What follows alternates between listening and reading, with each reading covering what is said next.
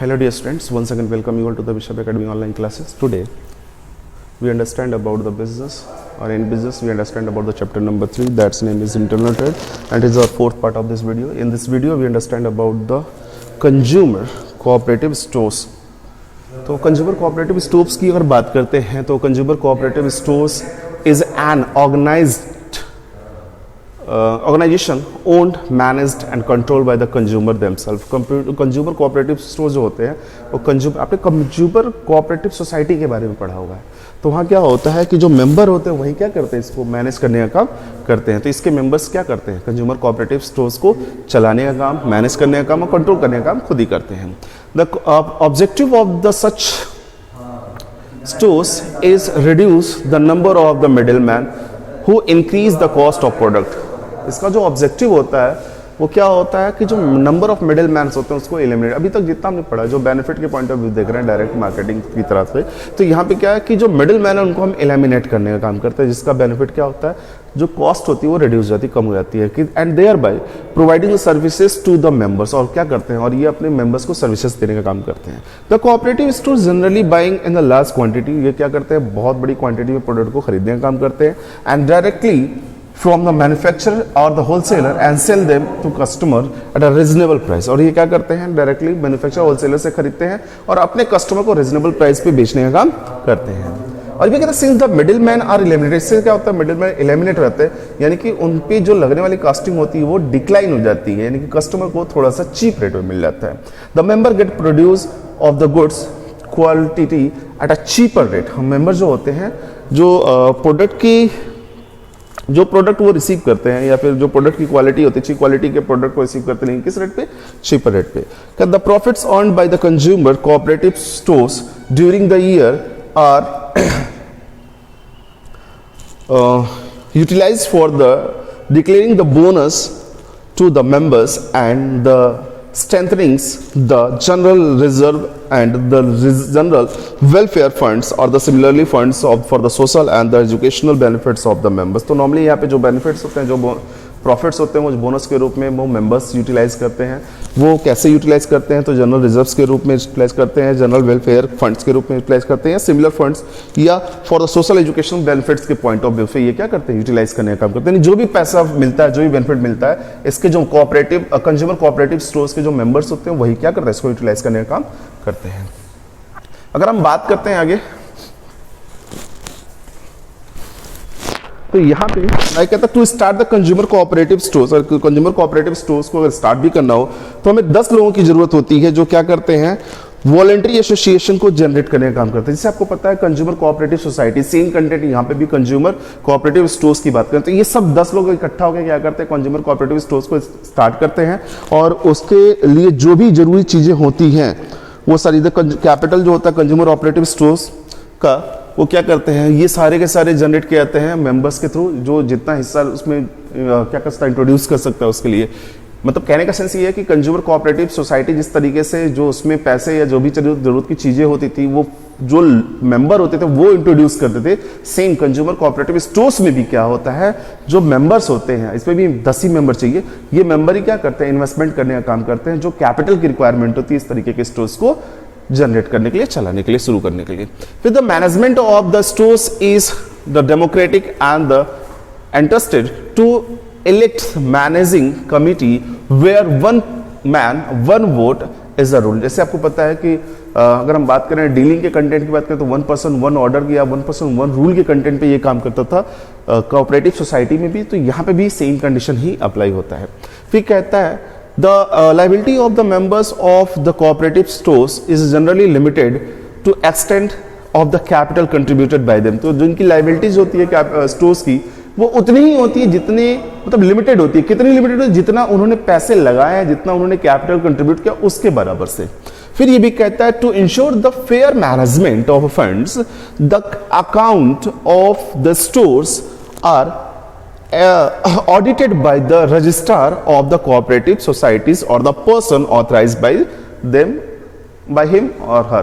तो कहता है कि जो कोऑपरेटिव सोसाइटीज है ये क्या करती है, इसका एक क्या होता है, रजिस्ट्रार होता है या कोऑपरेटिव सोसाइटी का वो कोई ऑथराइज पर्सन है जो इसकी पूरी डिटेल को, जो भी पूरी डीलिंग होती है उसकी ऑडिटिंग करने का काम करता है। अब ये ऑडिटिंग वर्ड जो आता है वो क्या होता है, ऑडिटिंग जो होता है recheck of all the accounting terms, यानी अकाउंटिंग टर्म्स के जितने भी कंडीशन होती है, यानी अकाउंटिंग में जो भी काम किया जाएगा उसको रीचेक करना विद एविडेंशियल प्रूफ, ठीक है, वो प्रोसीजर ही क्या कहलाता है, ऑडिटिंग कहलाता है। और जो करता है इस काम को उसे ऑडिटर कहते हैं। फिर एडवांटेज की बात करें, इजी फॉर्मेशन, बड़े आराम से इसको फॉर्मेशन मिला जा सकता है क्योंकि कुछ मेंबर्स मिलकर स्टार्ट करते हैं, इसलिए किसी को बर्डन भी नहीं बनता। कहता है it is easy to form the consumer cooperative society, any 10 people can be come together to form a voluntary association and get themselves the register with the registrar of a cooperative societies by them completing the certain formalities. तो कहता है कि जो certain formalities का मतलब ये कि जो फॉर्मेलिटीज का प्रोसीजर दिया गया कोऑपरेटिव सोसाइटी को फॉर्मेशन में लाने, उस फॉर्मेशन में जो भी रिक्वायरमेंट थिंग्स है उसको पूरा करने के साथ ही क्या किया सकता है, कुछ 10 लोग मिलकर क्या कर सकते हैं, इसको आसानी से फॉर्मेशन में ला सकते हैं। लिमिटेड लायबिलिटीज की बात करें तो जैसे पहले ही बताया गया कि जो जितना ज्यादा पैसे लगाता है उतने पैसे के बराबर, उसके इन्वेस्टमेंट अमाउंट के बराबर इसमें क्या होती है, लायबिलिटीज बनी होती है। कहता था liabilities of the member in a cooperative store is the limited to extend of their capital contribution by them, जितना वो पैसे अपने लगा रहा है उसी के हिसाब से क्या होता है, लिमिटेड होता है। आगे बात कर लेते हैं डेमोक्रेटिक मैनेजमेंट। डेमोक्रेटिक मैनेजमेंट की अगर बात करें तो यहाँ पे जो सारे मेंबर्स होते हैं वो जो मैनेजर होता है, जो डीलिंग करने वाला बंदा होता है, सब लोग क्या करते हैं, वोटिंग राइट्स को मेंटेन करते हैं, तब जाके वो क्या करता है, जी तब जाके वो मैनेजमेंट के कंडीशन पे या कि डायरेक्टिंग के कंडीशन पे अपने आप को स्टेबलाइज कर पाता है। यानी कि एक पर्सन, जो सारे मेंबर में से कोई एक ही क्या होगा, डायरेक्टर होगा, जिसके कहे अनुसार सारी चीज चलेंगी, तो वो उसकी भी वोटिंग होती है, 1 पर्सन 1 वोटिंग के राइट के। या कहता है the cooperative societies are democratically manage through the management committees which are the elected by the members, each members has 1 vote respectively of the numbers of the shares held by them। मतलब कुछ भी उसके पास shares हो लेकिन उसकी voting rights क्या होती है, 1 ही वोट की होती है। फिर लोअर प्राइस की अगर बात करें तो इसमें जो प्रोडक्ट होते हैं वो डायरेक्टली मैन्युफैक्चर से खरीदे जाते हैं या होलसेलर से खरीदते हैं, और बीच में जो मिडिल मैन होते हैं उसे एलिमिनेट करते हैं। इसलिए जो कस्टमर को दिया जाता है या इसके मेंबर को दिया जाता है वो रिजनेबल प्राइस पे होता है, लो प्राइस पे होता है। कैश सेल्स होता है, मोस्ट ऑफ टाइम इस पे जो सेलिंग होती है वो कैश सेल्स की होती है। कहते हैं consumer cooperative stores normally sell goods on their cash basis, as a result the requirement of the working capital is reduce, जिसकी वजह से क्या होता है, जो वर्किंग कैपिटल की रिक्वायरमेंट होती है वो कम होती है, यानी और पैसे लगाने की जरूरत नहीं होती है कि उसको स्मूथली रन कराया जा सके। फिर कन्वीनियंट लोकेशन की बात करें तो ये ज़्यादातर ऐसे लोकेशन पे होता है जहाँ पे पब्लिक ईजिली पहुँच सकती हो, यानी कि लोकेलिटीज जो होती है इसकी बहुत ही रेजिडेंशियल कंटेंट में ज़्यादातर होती है। लैंग्वेज भी देख लेते हैं। The consumer cooperative stores are generally opened at a convent place where the members and other can easily buy the product as per their requirement. जैसे मेंबर वगैरह जो भी है, अब जैसे उनकी जरूरत है उसके हिसाब से इजीली वो प्रोडक्ट। अब लिमिटेशन की बात करें, लैक ऑफ इनिशिएटिव होती है, तो लैक ऑफ इनिशिएटिव के कंटेंट में अगर देखते हैं तो कहता है क्या कि as a cooperative stores are manage by the people who worked on honorary basis, there is a lack of sufficient initiative and motivation among them of to work more efficiently। इससे होता है क्या है कि जो इसके मेंबर्स होते हैं ज़्यादातर उन्हीं में से कोई ना कोई मैनेजर के रूप में काम करता है, तो कई बार क्या होता है कि उसको पेमेंट वगैरह या उसको जो मिलने वाले प्रॉफिट बेनिफिट्स होते हैं वो नहीं दिए जाते, तो जिसकी वजह से वो बस एक टेम्परेरी के कंटेंट में काम करता है, तो ज़्यादा इफिशियंट तरीके से यानी कि ज़्यादा मन लगा के काम नहीं कर पाता, तो ये एक प्रॉब्लम बनी रहती है।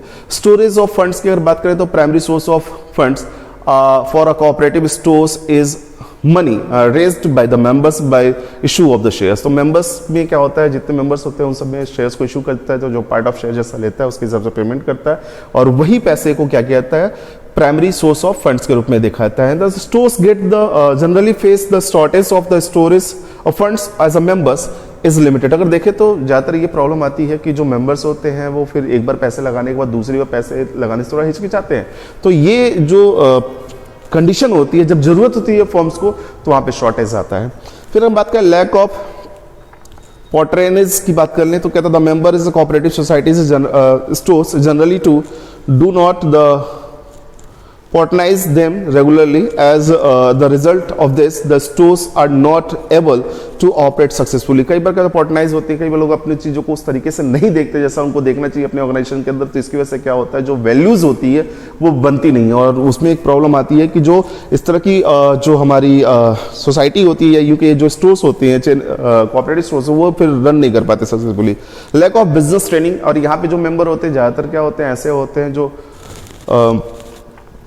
अपनी रिक्वायरमेंट के बेसिस पे यहाँ पे सर वॉलंटियर्स कंडीशन होती है, तो यहाँ पे वॉलंटियर कंडीशन होने की वजह से जो लोग होते हैं वो जरूरी नहीं है कि एक्सपर्ट हों, तो यहाँ पे एक प्रॉब्लम आती है कि जो ट्रेनिंग होती है मैनेजमेंट की वो हमेशा बनी नहीं रहती है, ट्रेंड नहीं होते। Could the people interested in the management of the cooperative store to lack of expertise as they are not trained in the running of the store efficiently. कहते हैं कि ज़्यादातर क्या होता है, वो ट्रेंड नहीं होता, इसलिए वो ज़्यादातर ठीक तरीके से स्टोर्स को इफिशियंटली तरीके से रन नहीं करा पाते।